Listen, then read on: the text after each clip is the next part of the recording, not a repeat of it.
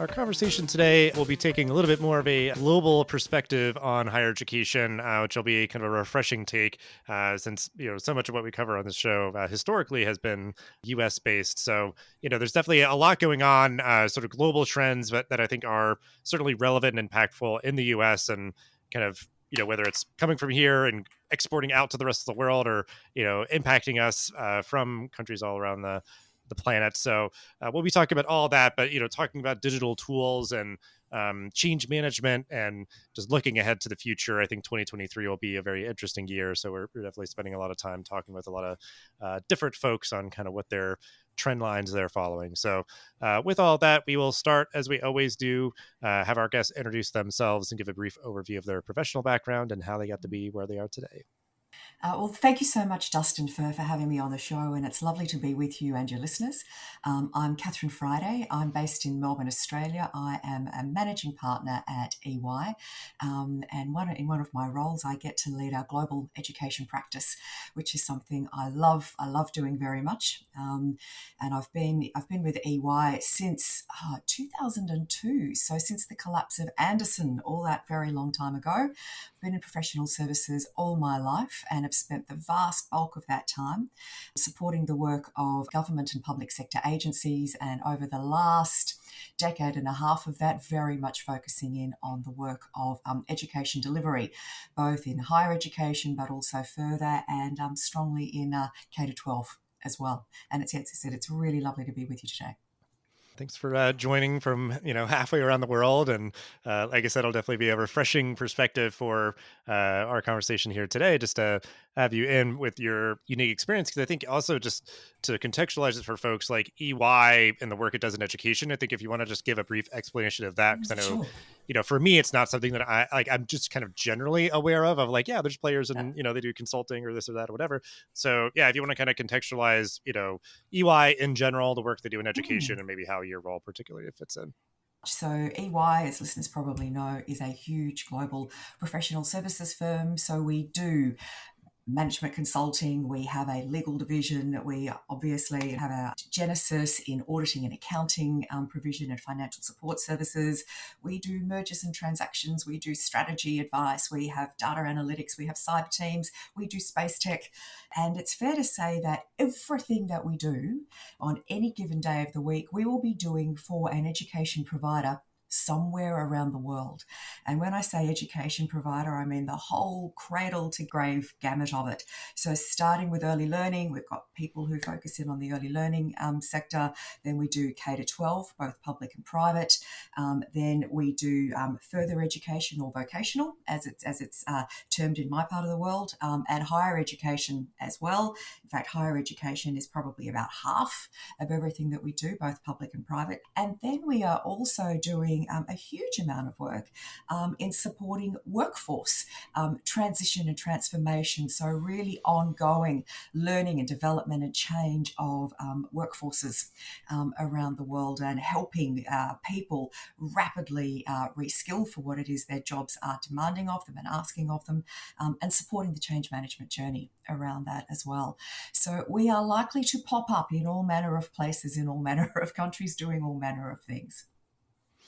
Yeah, that's great. And I guess part of me is a little bit surprised that higher ed is, so much of your work. Cause I think there are a lot of spaces where it's not, just because so in America, I guess, K through 12 just takes up a lot more kind of physical space, the number of students they serve and all that kind of stuff, and the duration of the time that they're being served and everything. Like you're saying, workforce development, typically is sort of leveraging higher ed, so it's if you go through getting a 4-year degree, that can be a way to, uplift your career and your life and those sort of things. But where you're working, you may be reskilling through a provider, that's supported in some way, by a higher ed institution. So I guess as I sort of talk it out and sort of think out loud, I'm like, yeah, I guess, yeah, half and half does feel kind of right. Absolutely. Yeah. And Dustin, as you would know as well as anyone, a 4-year degree is sort of no longer the beginning and the end of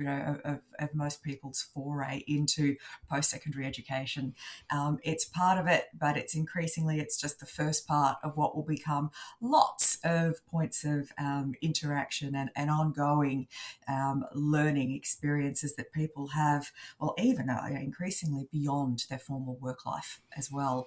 And so that is something that we are both supporting our clients in. It's also something that we're doing quite a bit of within the firm as well. And I guess, that just that fact raises sort of the interesting point that people are no longer looking purely to, sort of the pure higher ed providers for their, sort of lifelong learning experiences. But within the firm, we offer hundreds of badges or micro credentials to our people, and we now also offer 3 MBAs. And we're not obviously the only professional services firm or employer to be doing that as well. So I guess we are sort of living proof of that growing diversity in the many, many ways in which people can continue their education, and it's no longer just sort of the pure remit of the academy, so to speak. Mm-hmm.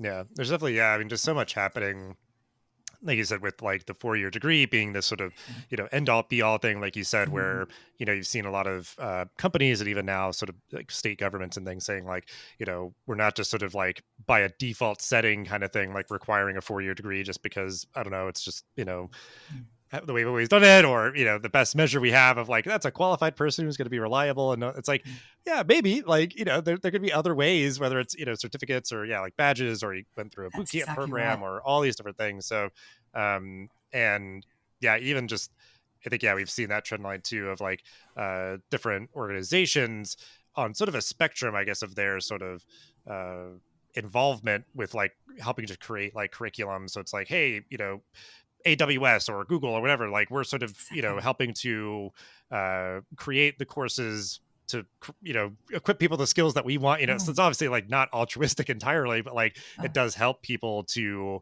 uh, gain skills that will give them gainfully employing jobs and everything. And that's what I think about a lot is like, if you pursue things like that, you get a couple badges or something and these really marketable skills, you could start working at a place that could then fund you, because it's like, yeah, I've always wanted to get my bachelor's degree or my MBA or whatever else. It's like, get to a place that can help support you, whether it is explicitly like, yeah, we're paying your tuition entirely, or even just subsidizing it, or giving you a lifestyle that is conducive to even being able to study and be successful in your studies and those sort of things. So there's definitely, yeah, just a lot there of, almost everybody kind of chipping in and doing their part to try to Exactly. facilitate just a diversity of options, for people to further their learning, like you said, throughout their life. I think that's exactly right. And sort of then we talk a lot about sort of the blurring of industry boundaries. So the creation of learning content is no longer sort of purely the domain of the academy. And if you like, the customers of graduates are no longer just employers. But exactly to your point, Google, AWS, many companies here in Australia are all, we're all developing our own curriculum. Some of that in concert with the academy, some of it on our own, and then actually asking for the academy to come in and formally accredit some of the content that we've developed. And we're also developing content like some of our own modules. Like in our case, some of our modules of graduate learning, we are then giving to particular higher education providers, and they are incorporating into their own undergraduate degree. So there's a lot of sharing of content all around the place, which I guess just goes to speak about how quickly the whole teaching and learning ecosystem, particularly in higher ed, not exclusively, but particularly in higher ed, is just adapting and changing, and how much of that is also then enabled by digital as well, where you don't have to take, a lecturer, a specific lecturer and fly them around the world, to see a whole bunch of students, or you don't just have to have within each university, not every single, lecturer of accounting 101 needs to create all of their course content from scratch.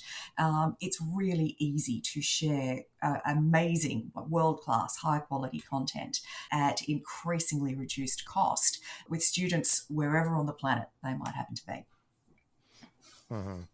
Yeah, and I mean, and that's like just something I wanted to kind of like bold and underline and all that. I think, sort of what you're getting at is like, and this is sort of open-ended in the sense of like not really being specific about one thing, but my mind is just thinking of many sort of implications or manifestations of this. But how institutions can be more inclusive through Mm, digital tools. So again, that's a very sort mm, of broad, vague question. So take it as you will. But I'm thinking, yeah. there are just a lot of things around, yeah, the pace, the modality, and like you said, just sort of Mm, the like how the content is delivered, if it is just like mm, this is a way that we found really effective to teach mm, English 101 or something, it's like, well, that's going to be more supportive for more people to like to learn it because it's like being taught well, mm, and given a lot of perhaps like support structures or things like that. So just, yeah, just any of your kind of thoughts around, yeah. how digital tools are helping institutions be more inclusive of more learners.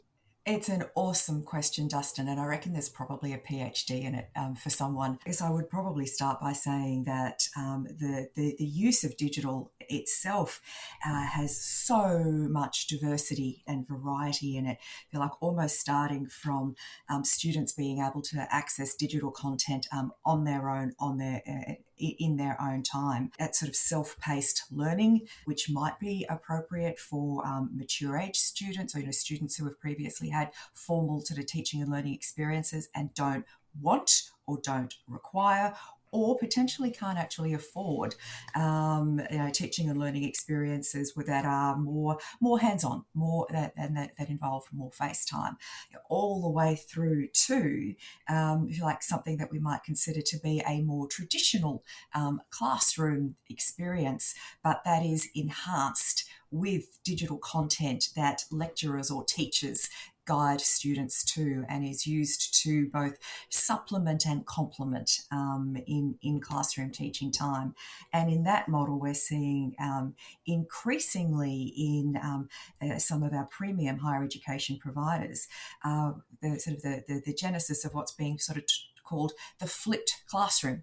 Whereas instead of having, a teacher or a lecturer at the front of the room disseminating knowledge widely and expecting everyone to, madly scribble it down or type it down, there's actually instead sort of an increasing shift to expecting students to read, learn, absorb knowledge and content that they're guided to, a lot of which can be digitally enhanced before they even get into the classroom. So that by the time they get into the classroom, the time there is spent in a much more Socratic style of teaching and learning, discourse, dialogue, challenge, debate. And so, if you like, taking the best of modern technology with the availability and support of digital content, and taking the best of much older but proven styles of teaching and learning, where there is rich student engagement with teachers and researchers, and putting those together, said almost in a premium experience for students, and having the student experience digitally really supported through recommendations of bespoke support around what it is they're wanting to either extend themselves into or are struggling with a little bit in terms of the content that they're acquiring as well. Obviously, with digital, there's also much richer and better support available for students who come with a diversity of different experiences and needs. So whether it is things like voice to text or the other way around, whether it is translating into multiple languages in real time, whether it is in real time providing access to greater support resources and deeper content resources to help students who might be struggling with the content in the speed in which it's being delivered, all of which is just amazing and provides for a much richer, more diverse range of experiences for students in the higher ed environment, and increasingly in K-12 as well, as some of these technologies are picked up in school as well. Of course, that's just what it means from the perspective of teaching and learning. There is also the rich use of digital for those who are lecturing or teaching themselves, and the great way that student analytics allows for teachers to have a much greater understanding of the learning journeys, the learning trajectories of each student within the cohort that they're teaching as well. And so being able to step in and offer much more bespoke support around some of those, either again, sort of either end of the bell curve of what's going on in their classroom or what's going on in their lecture theatre, and to really be able to nail that down. And at its best, digital, particularly tools like AI, are just awesome at taking care of very menial, mundane, administrative requirements and obligations that teachers and lecturers have to deal with as part of their, just as part of their on-campus responsibilities as well. So whether it's dealing with FAQs or having standardized responses to emails, those sorts of things. So I guess that's kind of like a thesis in a nutshell, Dustin.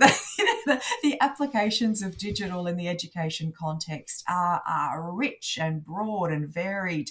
And I know that, sometimes people can get a little antsy about what all the changes mean, and is moving away from what we've always done and the way we've always done it necessarily in the best interests of students. But I've got to say, based on my experiences and observations, overwhelmingly the answer is yes. Let's play a game. What keywords does your website rank for? What doesn't it rank for that you think it should? What are a few opportunities you could be winning on if you tweaked some website copy? Okay, how'd you do? Not great? That's okay. Because our friends at DD Agency want to answer all of those questions for you and then some. DD Agency is a higher ed specific marketing technology agency that has conducted countless SEO audits for colleges and universities across the country. In these audits, they detail where you currently rank, what you could be ranking for, exactly how copy should be tweaked on website pages, and much more. If this sounds like something you could benefit from, give those folks a ping and be sure to mention that Enrollify sent you to claim a 10% discount on any of their SEO offerings. Head on over to enrollify.org/DDASEO or simply follow the link in the show notes below. That will guarantee you a 10% discount off of your audit. Again, head on over to enrollify.org/DDASEO to learn more. Now, on to the show. Yeah, well, a couple of thoughts there, just sort of reflecting on what you're saying, is that, I think the sort of way that you thread this needle is balancing really intentionally that idea, like you said, where there might be hesitancy around this technology or for a variety of reasons, but I think the formula that you want is augmenting the stuff that is really important, like you said, the teaching, where it's okay, let's have the teacher do what they do best and sort of supplement them and sort of focus on discussions and really affirming people's knowledge and answering kind of really deeper questions. And then it could technology and different digital tools could then replace the mundane things that waste a lot of time, that you could sort of just build up a knowledge base for a chatbot to answer a question around how do I do this thing on the learning management system or something. It's just all right, chatbot's there, I can give you that answer really quick and give you a help guide and the with more details or something. But and yeah, students with that flipped model, it's things like that where it's that's not a super new idea, we're just getting better at doing it. And then a lot of these things are just proliferating more, like you said, even getting into K through 12, and just a lot of the naysayers, I'm sure, are just finally sort of okay, I think I've been sort of persuaded here or whatever. And now we're you're seeing just so many more successful use cases of things like that, just the teaching philosophies or different digital tools. So so I think it's a really interesting moment. And I think certainly from your perspective, where you might be sort of relaying a lot of this, data and research or, best practices and things, what is your advice for overseeing change management with all this kind of stuff? Because I think that's just going to continue to be sort of a rippling out of whether it is these things or just more AI or, digital education options or something. Just there's still, I think, a lot of ground to sort of be sort of gained, or kind of residue to be kind of chipped away, and different things like that. So just general perspectives you have on sort of navigating change management. And it's such a good question, Justin. And change in any context, in any sector, is often hard. People psychologically don't love change. And if what we're doing is what we've always done, and it seems to be working more or less most of the time, getting people to change is hard. In higher education, it is particularly hard. Higher education providers around the world have a long history, often of centuries of doing pretty much the same thing in pretty much the same way and have done it proudly and with great effect. And so really for us and our observation is there are a couple of things that you've got to get right in order for the change to be successful. The first is absolutely to keep humans at the center of the discussion around change. Why are we changing and for whom? And how will it make human experience better? Whether we're talking about student experience or whether we're talking about a teacher or lecturer experience, how are we actually proposing to make the experience better? And what will the lived experience of that be on the other side of the change? So it can't be a discussion about technology. Technology is just an enabler for improving human condition and human experience, and so we have to keep that front and center of our narrative. And then we also need to actually link it to the broader purpose of the provider as well. Higher education providers exist to create and to share knowledge. So being really clear on how adopting and disseminating digital is actually going to make the creation and dissemination and sharing of knowledge better and richer, how it will be able to create greater ripples across greater populations of people, how it will potentially support things like the UN SDG 4, which is all around access to equitable access to high quality education for all for all lifelong learners around the world. Is this something that we take seriously? Is this something that we're committed to? So what is the higher purpose around which we are changing? And we find, again, probably not surprisingly, particularly in higher education providers, when the narrative around change, when the impetus for change is founded in people and is founded in purpose, it becomes easier. The other thing that then needs to follow up a lot from that is supporting the leaders to enable the change as well. It's not just a matter of flicking out a couple of emails or whacking something on a bulletin board or having a coffee and giving everyone a new mug that says, "We love change," or whatever it is. It's got to really be supported work to take leaders to places they haven't been before themselves either. And we all know as leaders, it's incredibly challenging to try and lead with authenticity and integrity when you're being asked to go somewhere that you've never been and you're not necessarily sure you will like when you get there. So spending a lot of time with the leadership teams on helping them to understand and buy into and genuinely champion where we're going and why we're going there is critically important as well. So in a lot of work with our leadership teams, that's absolutely where we focus, on the people and on the purpose and on supporting the leadership teams. Yeah. I mean, I love to hear that because I think it's like the simple thing of like, knowing your why, that's just kind of Exactly. kind of a catchy phrase that's been around for a while, but like it deserves to be sort of like reiterated and just like remind people of it. Cause it's like, okay, like, why are we doing this? Cause it could be like, you're going down a path and it's like, hold on, like, why are we doing that? Like, what, like, why are we, and just like reminding me like, okay, yeah, that, and like, let's keep going. Or being like, okay, actually that's not like, as important as maybe we thought it was, like, because like things have changed, just depending on how long it took us to get to like halfway there. It could be like, well, actually maybe let's like divert over here because we are seeing a different needs pop up or something. But yeah, and you want to like take care and be empathetic and considerate of people and their experience, like, navigating through that change and having it be something that will be beneficial to them, and just that consideration of like students, faculty, and staff. Like you want to try to keep all of them as happy as possible. So to like, that's definitely worthwhile to be mentioned as well. But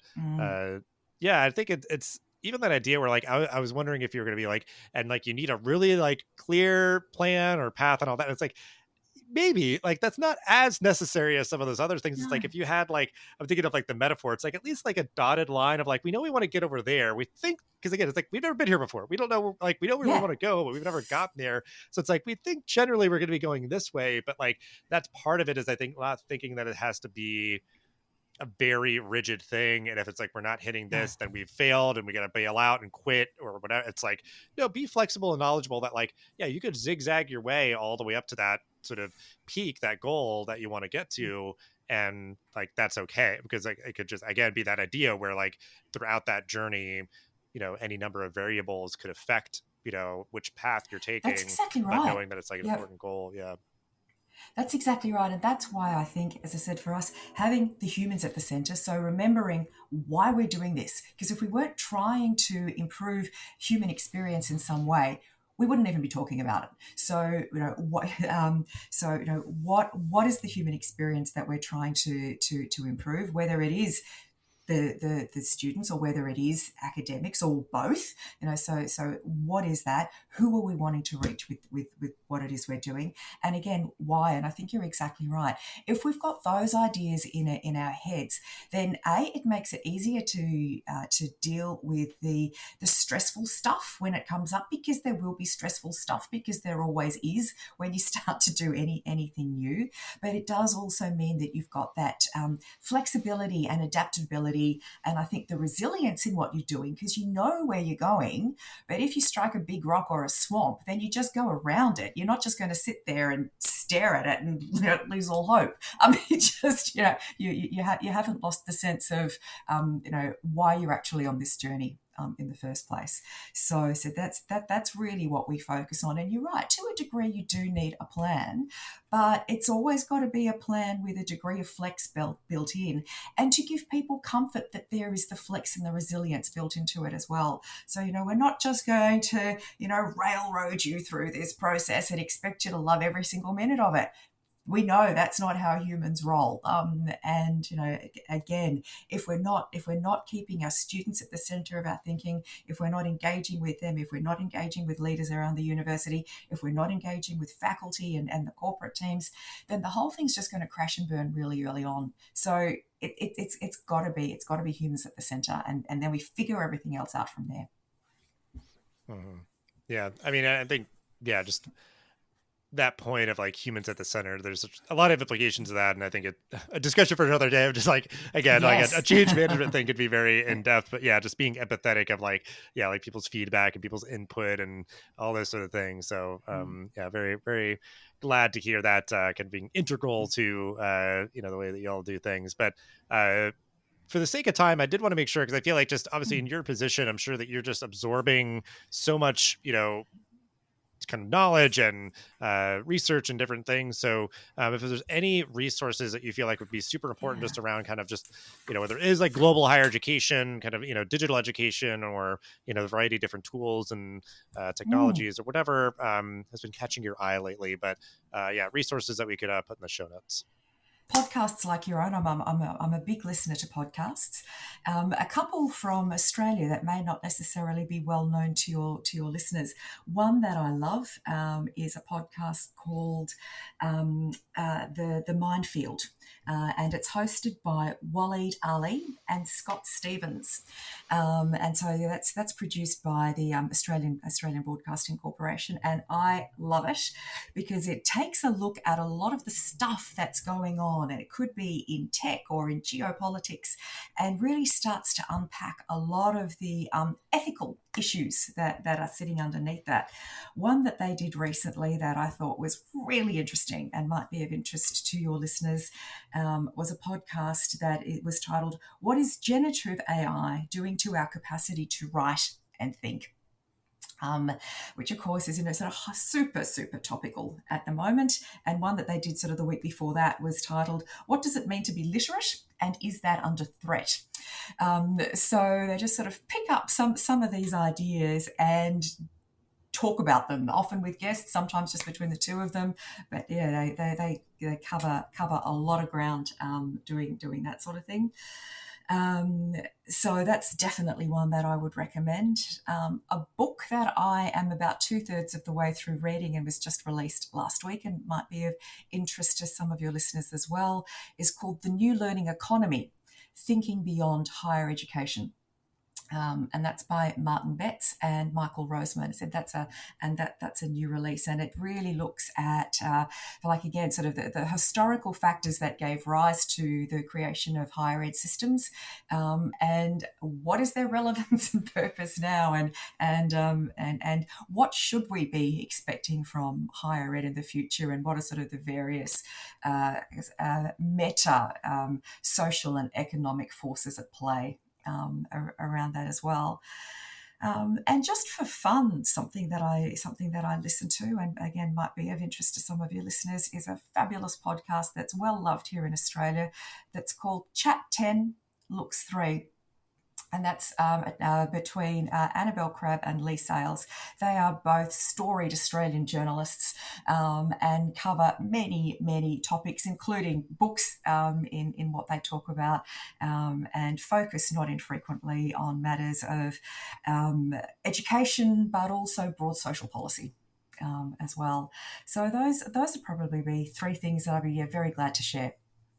Yeah, just thinking where it's like, yeah, sometimes we are being influenced by global events or just trends, and then like vice versa. So just knowing kind of like, oh, what's going on, in other parts of the world, because like I think especially now in ed tech and higher ed, like you're just seeing some ascendant global players and things. So, again, there's certain best practices and things that are going on.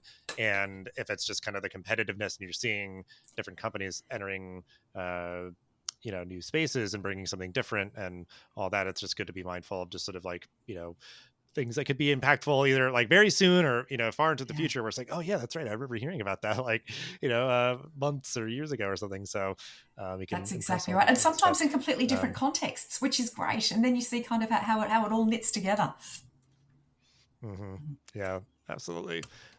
So we always like to end just as sort of a final thought or call to action, just for you to kind of have the opportunity to wrap everything up, because I think this is a great conversation just generally, like you said, with like the book and everything, like a new learning economy and all that, where like in my mind, I think all of this can be a part of a beautiful ecosystem together with a lot more on-ramps for people to get stackable credentials and all this kind of stuff, versus just like everybody kind of cramming into trying to get a 4-year degree. So with all of that we've talked about so far, obviously a lot more to discuss, but we're just wrapping it up here. Just final thoughts, calls to action, or just ways maybe for folks to keep the conversation going.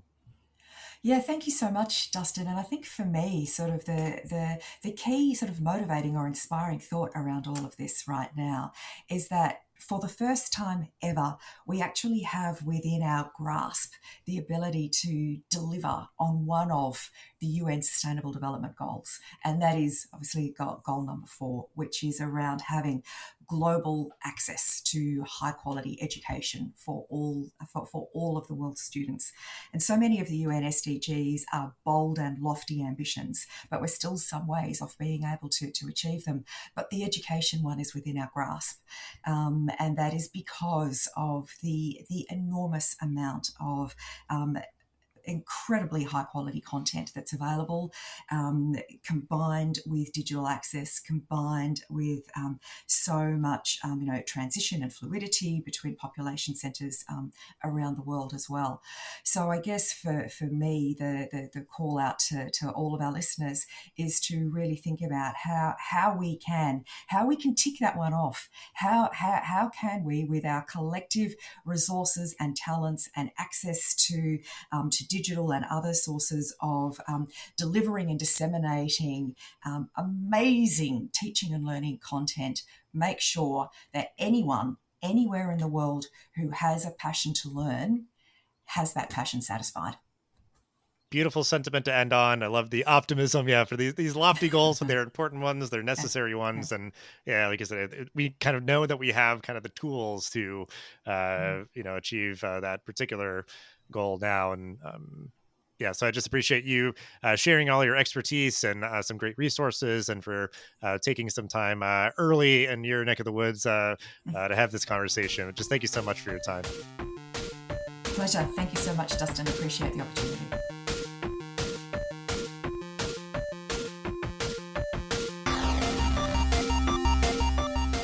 Hey, all, Zach here from Enrollify. If you like this podcast, chances are you'll like other Enrollify shows too. Our podcast network is growing by the month, and we've got a plethora of marketing, admissions, and higher ed technology shows that are jam-packed with stories, ideas, and frameworks that are all designed to empower you to become a better higher ed professional. Our shows feature a selection of the industry's best as your hosts. Learn from Mickey Baines, Jeremy Tears, Jaime Hunt, Corynn Myers, Jaime Gleason, and many, many more. You can learn more about the Enrollify Podcast Network at podcasts.enrollify.org. Our shows help higher ed marketers and admissions professionals find their next big idea. Find yours at podcasts.enrollify.org.